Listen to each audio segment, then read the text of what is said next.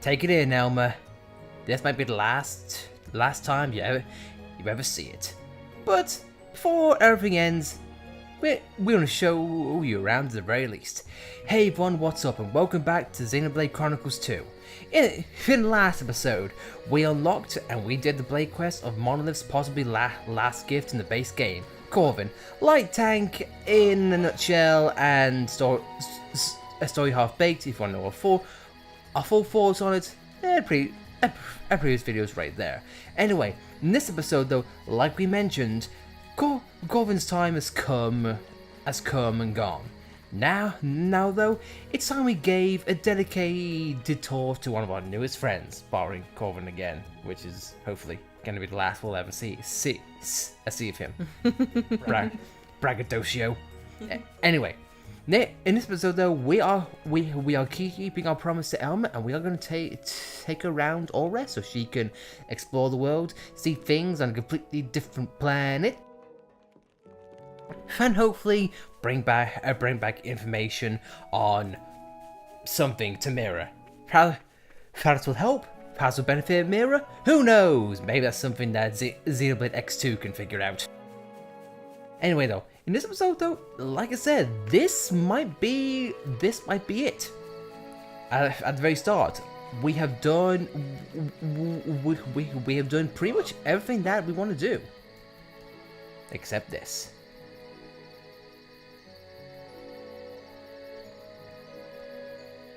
Here we are, at a Master Spring.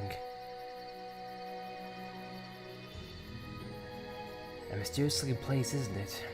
It reminds me of Nocturne. Why couldn't we have something like this with Shulk and Fiora? Yeah, just have them go around, maybe say the different towns, speaking, wow, everything's different here. Mention hom-homs and whatnot. Again, it just feels weird how it's just... kind of focus. Although to be fair, they focus on cutscenes with Shulk and Fiora, with actual voice acting, and Elma's cutscenes didn't have us interacting with other characters at all. So I guess maybe Monolith gives and takes in some areas. And maybe it's also the fact that Xenoblade X is an exploration-based game anyway. Possibly. So maybe these story-based things aren't really that necessary. Anyway. Nocturne, eh? Is that where you're from, Elma? No, not remotely. The place I come from is very different still. Nocturne is a region of the planet Mira. I've lived among the humans who shipped the white whale landed on Mira. Torna not really understand planets, but white whale is like a big, huge fish type Titan ship. No, it's quite different from a Titan. The name is a reference to something in an old human book. Moby Dick. Maybe. No, I was thinking Jaws. Anyway, Mira it isn't my real home, but me and my comrades are working hard to make it a fitting second home for mankind. Though you speak of another world, the story is a familiar one. Mankind finds a way to strive and overcome. Sure sounds like it, and Nocturne didn't exactly welcome us with open arms. I mean, I don't know, they had trumpet birds, which gave them a nice fanfare. Its enormous trees and indigents wildlife push back against us for every step of the way. But it's unavoidable if we're gonna make ourselves part of the mirroring ecosystem. Sounds like a right faff if you ask me. Yeah, but I feel like I get it. You know, just march into someone else's home and claim it as your own. With guns and swords and cannons. It's not like we haven't had to kill some living creatures or run away from some monsters every time. Haven't you now? Haven't you now? It's not like we've also killed people in the process either. It's all just part and parcel of living world as rich as Alrest, right? Exactly. People have to exist inside the world that surrounds them. Well, enough talk for now. Let's do the neighborhood thing and introduce ourselves to this area. Then with folks not picking infinities towards? Nice. So is this how we build up Elma's tree? So these are like mini heart-to-hearts. Yeah, and this is something that I really like. So that's how you decrypt the data. It all makes sense now. I really like this because it's definitely it's world building, and it's giving X retroactively a bit more character, even though it's like what, 3 years after the fact. So can you technically consider this sort of like DLC for X as well, since it's giving more depth into Elma? I think so. Well, weird way to go. Weird way to go about it, but hey ho. Anyway, on to more research. Now this is a lovely scene. Both the start of Velma's challenge and here. These are the ruins of Fountain Park. This is like a place where I first met you all. With a pellet dancing in the breeze. Again, why couldn't Shulk and Fjord have this kind of cutscene, but hey ho. You don't see a view like this every day. It was a lucky day for us where we met you, Elma, and today's another one. The cherry blossoms, they were such enchanting rain. You're so poetic, Elma. I love it. Is cherry the Renyu word for saffronia trees? Oh, you call them sophronias. They do look very similar to the cherry trees I'm familiar with. I'm touched, I really am. I didn't think I could see them again. Oh, did those trees only grow on Earth? The place you said was lost? That's right. They were synonymous with a country that was beloved by someone who is very dear to me. Dear Elma. Or Lynn, sorry. Well, it sounds like a real sad story. She talks about it with so much feeling. But we have to respect her privacy. Say, Elma, this dear person, was he your boyfriend or something? I am tactless as all hell. My prince, how can you be so indelicate? Because I'm Zeke, that's what I can do. I'll leave that to your imagination. She's talking about Monopod. The saffron trees were the first thing I saw when I came to this world. I wonder if it was part of Nopone Arsage's plan too. If so, I'll have to thank him. We have to thank him too because he made a lot of fanfic writers giggle with glee. I think that's giving him approximately 7 billion times too much credit, but I guess I'll keep that to him as myself. And again, it's nice to really have these back and forths with the other characters. It's a nice change, exploring Alrest. Yeah, a nice change. As in, like, this place is anything but nice. Wait, let's see what she can make of rocks. And not the bird kind. It would appear we are here. This is an ancient wall of which we were to investigate. A massive rock.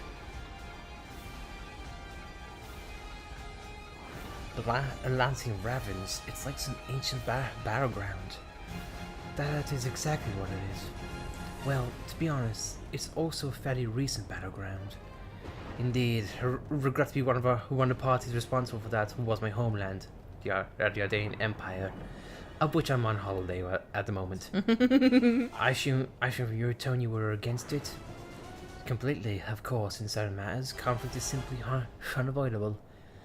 But this was not one of those matters. It was a foolish dispute to start, made worse by fools who sought to use it for their own benefit. Nothing more. This world is much like mine then. Was it like that on Mirror too? Oh, our struggle for survival on Mirror is a similar in comparison. I was thinking it's rise and fall of the entire spacefaring civilization in the most decent past of my universe. A clash between two great forces in the universe space. The conflict was foolish in the utmost.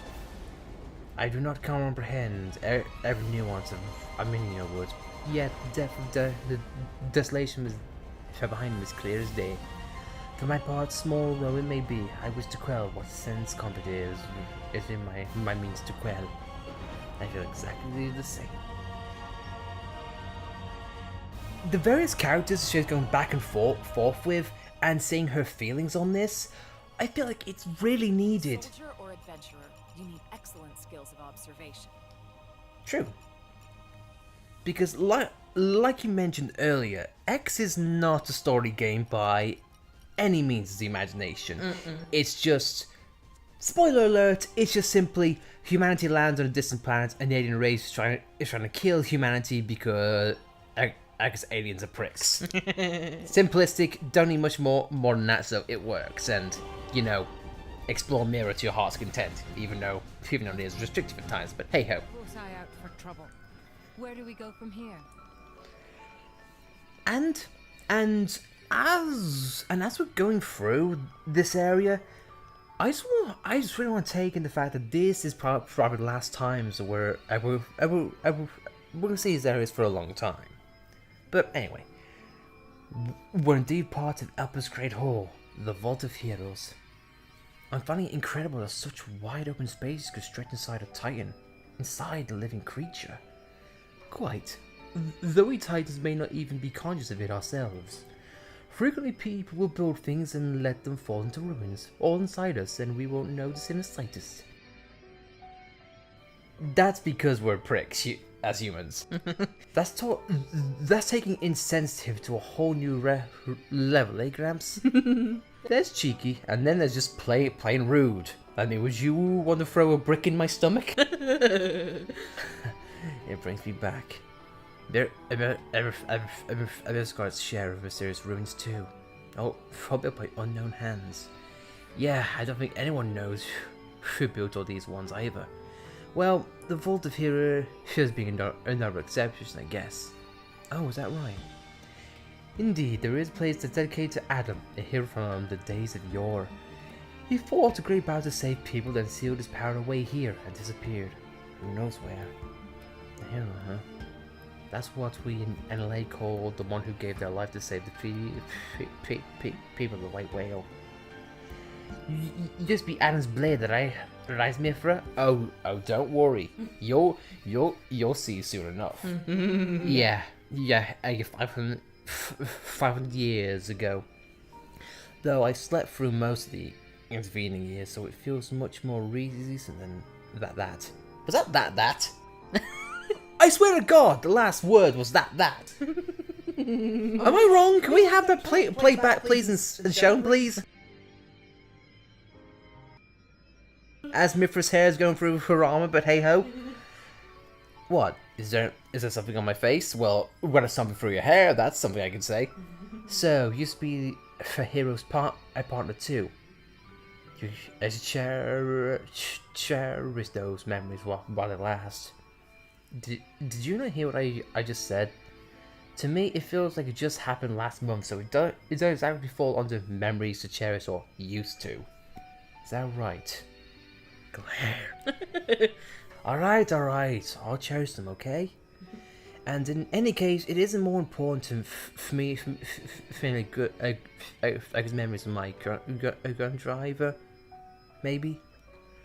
I don't think that's what Elma is saying. Rex, at this point in time, should not intervene. What are you saying then? The ruins found in the mirror or an Alrest are like those words' memories. I'm saying you don't have to deny your past to live in the present. We should move ahead, make memories as we go. I think he thinks so too. Silence! Great conversation, Mithra. You've got to be kidding me. You've got to be kidding me.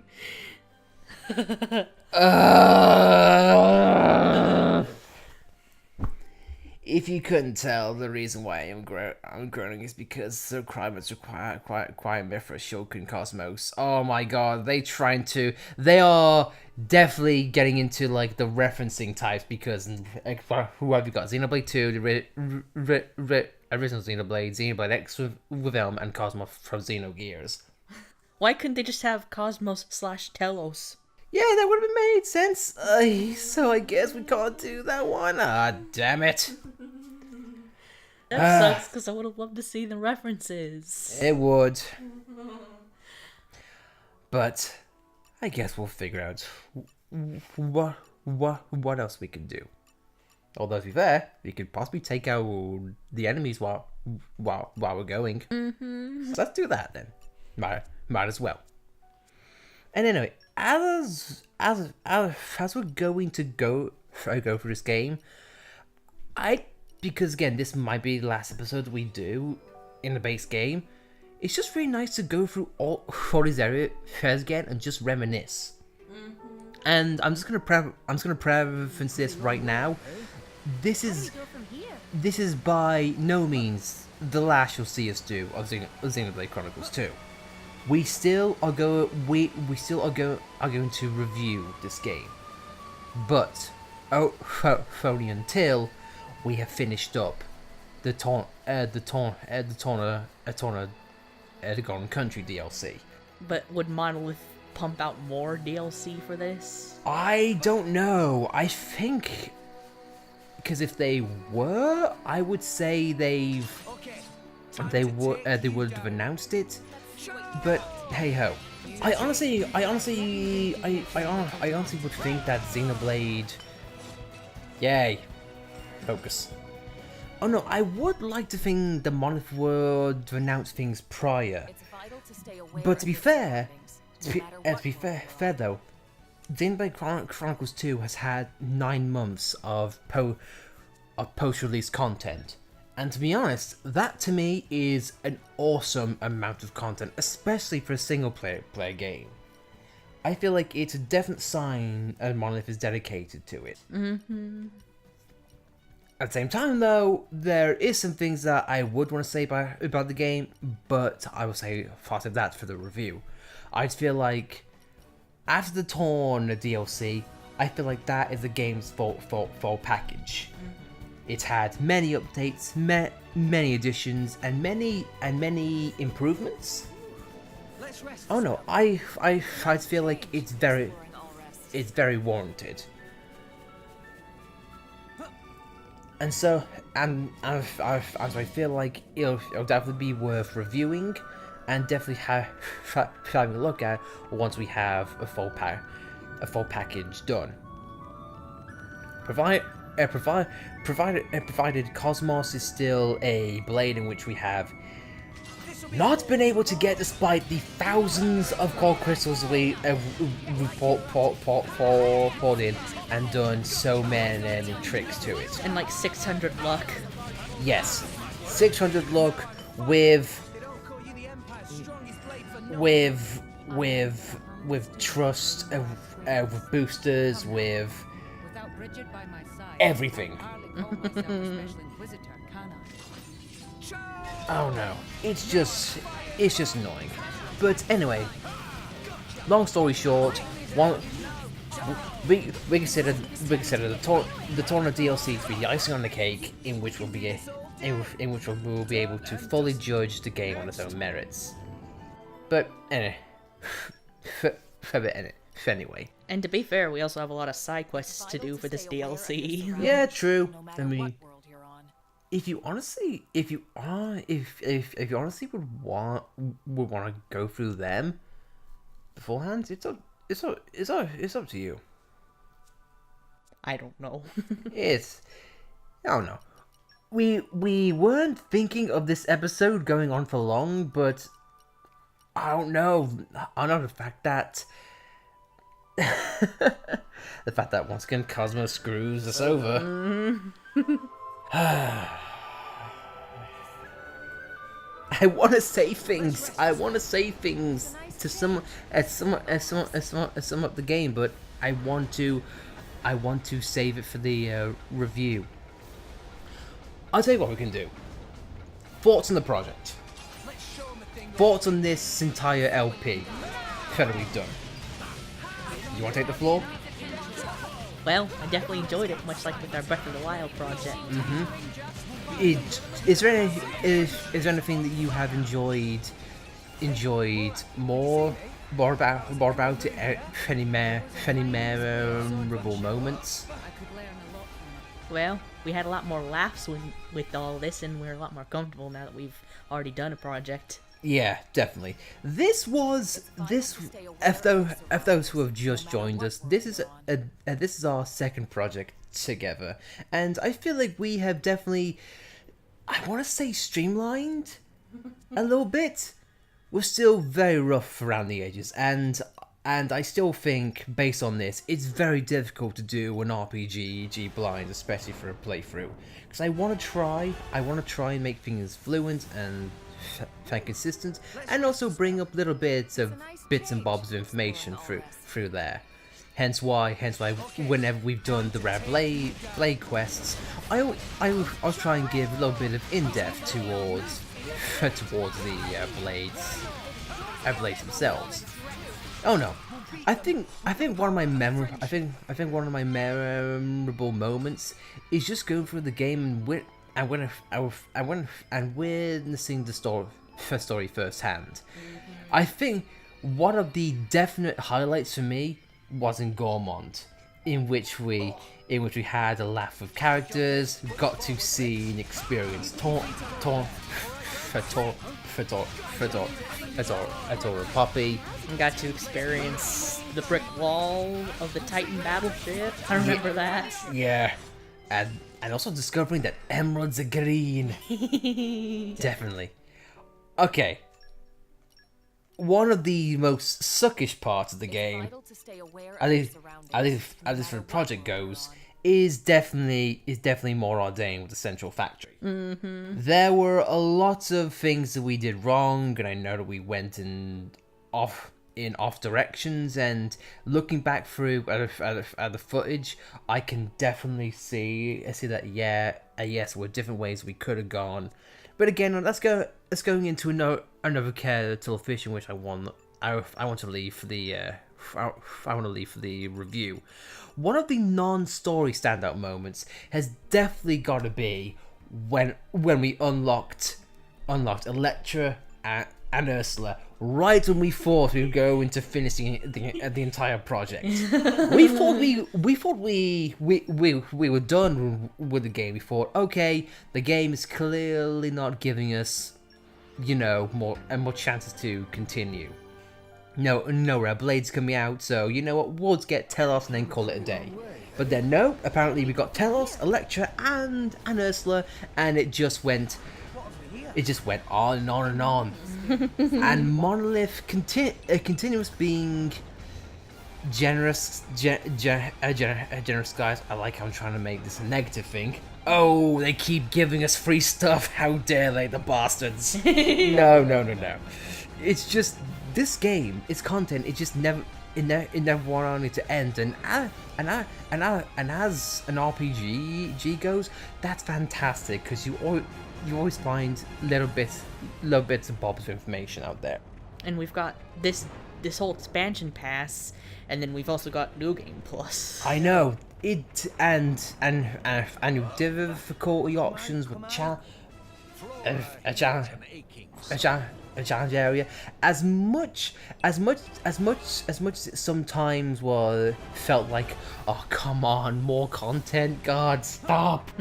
I was really happy upon seeing it, because that meant, hey, guess what? There's more content for this single player game, and it's all for free, barring expansion pass stuff and hey ho. But I just feel like it's fantastic. It's definitely worth the money. Yeah, definitely. But we'll get into that again in a review. Something that I wish we could have done differently. Is there anything that you think of, in all honesty? Well, I would say make things more fluent, but this was all blind. I know, and it's very tough. It's very tough to do that. But that's one of the reasons why, if you want to look at all, if you check out our other videos, self promote. No, it's we're currently working on the original Xenoblade in a Let's Play format. We know that game very well, at least a lot better than this. And so we feel like we can do a better job of making things more streamlined, and doing blind RPG runs is definitely something that we're gonna try again, but not for a while, and definitely try to do it in a different way. I think one of the biggest things that we fell into is getting engaged and getting sidetracked. Be like, we gotta progress the story. We gotta progress the story, in which we didn't give a lot of areas enough time in the spotlight, especially Indol. We got so caught up in wanting to figure out stuff and want to continue the story. So the Indol pretty much just got left in the dust. Didn't explore anything. Didn't talk too much. Yeah, so that's definitely something that we could have done differently. Yeah, because like after we went through Gormont the first time, I thought, we could have explored Gormont a lot more. Yeah, definitely. And I also feel like we didn't give many blades or many characters enough time in the sun. For example, Boreas and well, I would say Daggers, but that's kind of self-deserving since we didn't like the guy. But oh no, I just feel like some blades definitely got put in the shadow in the shadows like it did. But anyway, I'll shut up and I'll can explain what this is before we go. Well, this is Overdrive. This is Elma's special ability. It basically works the same as it does in X. There's a counter on the right that's ticking down. You have to refresh it every time before it goes out. That's how you keep Overdrive going. And how do you refresh it? You have to push R and minus, which is how you initially start Overdrive. And it would have been nice to talk more, but this guy bit the dust. Well, it's nice that the Overdrive song is playing. Yeah, definitely. So what does Overdrive do for those that are not finna know? Well, in X, it increases your resistance and it increases your attack power, and it also dramatically increases and speeds up first cooldown and secondary cooldown, because X has two cooldowns, the first cooldown and the second cooldown. The second cooldown makes all your attacks stronger. And does it act in the same way in this game? Yeah, it lowers enemies' resistances and it increases your attack power. So that's not bad, and that's definitely a tried and true effort in Monolith, making sure that they get the little things right. Yeah, because it took me a while to truly figure out how Overdrive worked, because I didn't realize you had to refresh the counter. Because if you don't refresh the counter, Overdrive stops. And it just puts you back to square one. Yeah. And leaves you vulnerable. I don't know. It is very nice to see, because, like I said, when I first got Elma, they could have made her just like a generic blade, even though they didn't give the main characters any dialogue for her, but hey ho. They could have just made like a bog standard blade with not much attack variety or any type of system like this. But it is very nice to see. But anyway though, I will be quiet and I'll let the music play so you can see for yourself. I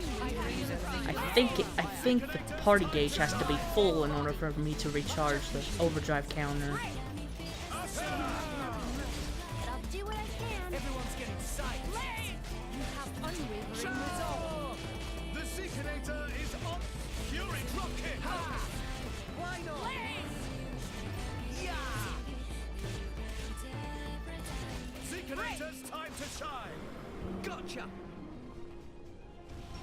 I might have to try it on a harder enemy.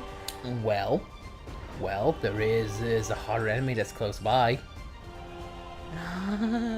Should we do that as a finale? What do you think? I can give it a go. Alright. And this is definitely a way to fend off the project. We're killing one of the super bosses in this game. just to give it a nice send-off. Or at least try to. I'm just mainly doing this to show off Overdrive a bit. Hey, well, you know what? in the previous episode, we killed Ken, no problem. And I feel like you got you've got a shot too. I don't know. As far as I'm concerned, Xenoblade Chronicles 2, as in this project we've done, it's definitely been a learning experience. I definitely would want to try something like this in the future, and I think I definitely do have something in mind, considering another game for the Switch. But we're not going to go in that quite yet. I do have a lot of ideas and a lot of plans in the future, and a lot of them do need refining. But every project and every attempt is a learning experience, and I feel like it's a good time as any.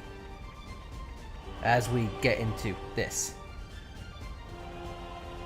one of the puppets from Bonnet Squad. What?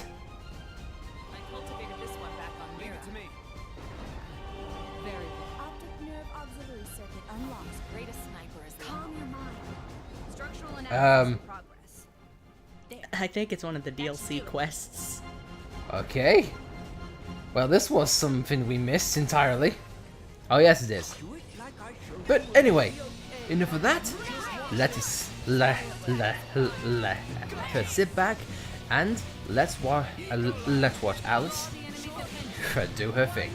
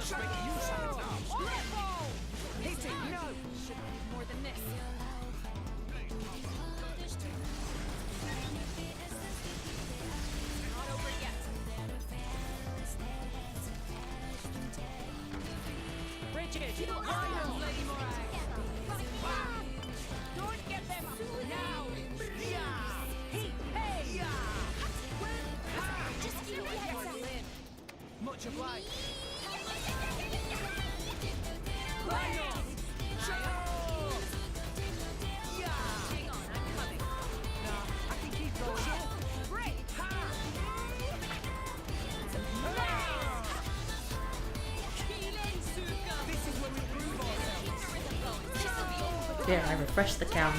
Nice. And how do you manage to do that again? I pushed R and minus when the party gauge was full. Nice. Just a visual. And anyway, since we pretty much covered all for I feel like we want to, honestly, there's not much else to say except I've really enjoyed this project. It's had some ups and downs, and it's definitely been a learning experience. It's gone from Breath of the Wild to this, but oh no. And I definitely look forward to all of the projects that we do in the future. And always, it's been a really good time recording with you. I don't mean to get mushy, you know, during this recording, we're fighting this vicious beast, but it's gotta be said.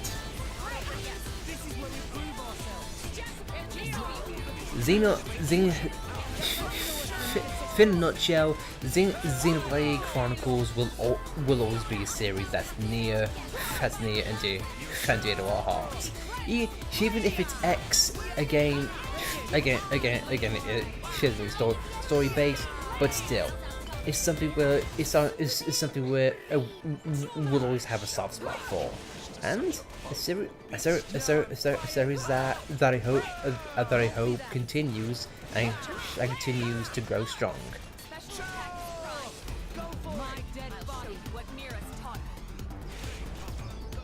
And in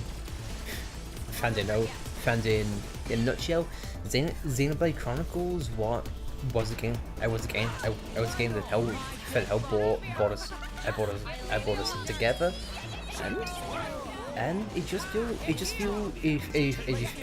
really good to record with you. And for everyone who's watched this series, I thank you for that, and hope you stick with us through more. There's more eggs now. Oh no, we really appreciate everyone who watches and everyone and everyone who interacts. It just is really nice to experience this game, and just to just enjoy just a game like it should be.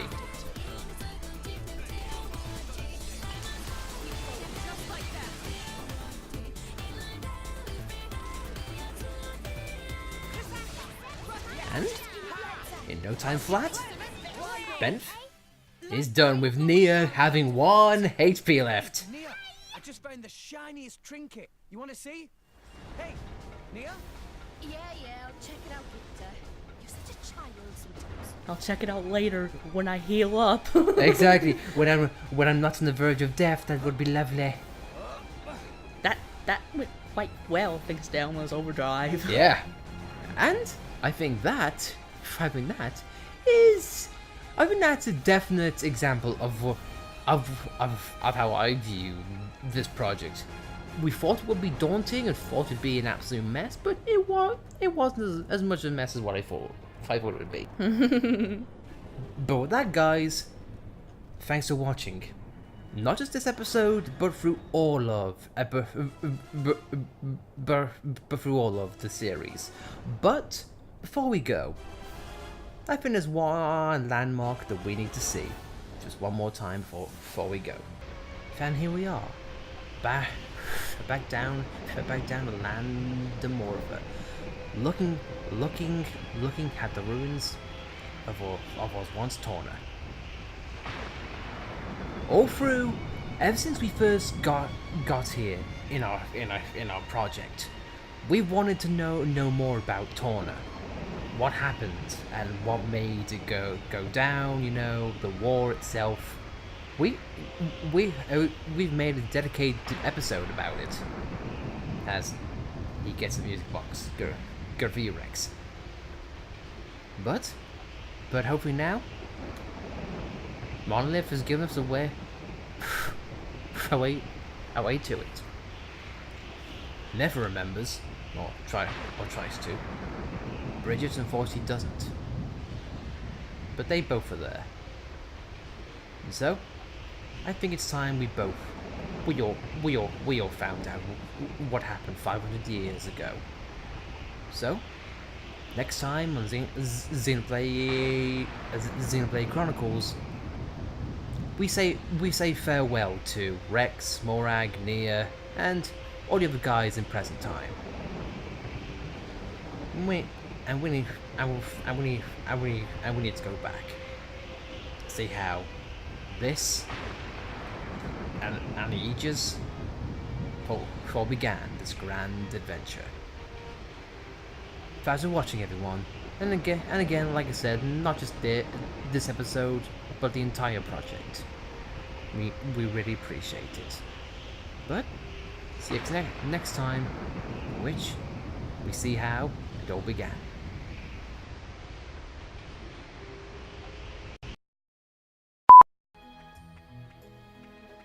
Yeah, you're gonna knock him off, aren't you? Oh my god! You monster! You absolute cretin! Well, when our those loser friends are out the way,